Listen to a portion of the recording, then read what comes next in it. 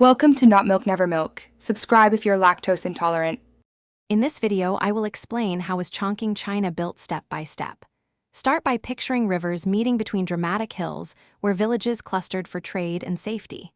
Engineers and builders adapted to slopes with terraces, switchback roads, and bridges. Flood control, rail links, and highways guided expansion inland. Local materials and mass housing programs sped growth. I will walk through each phase, so you can see how geography and planning combined to create the city.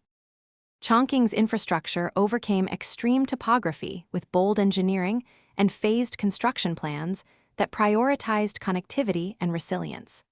Planners built dozens of bridges to span deep river valleys while digging tunnels through hills to lay rail and metro lines. Elevated roads stitched neighborhoods together where flat land was scarce, and port upgrades handled rising trade. Public transit expanded in tandem with housing projects, so people could access jobs. Urban growth followed a sequence. Survey and stabilize slopes, build key transport links, and then layer housing and industry along those corridors. Authorities used zoning to keep risky slopes green while terracing habitable areas for neighborhoods. Large state housing projects concentrated residents near transit, and factories were moved to planned zones to free riverfronts for commerce, tourism, and public space. Together, these steps turned rugged terrain into a functioning metropolis.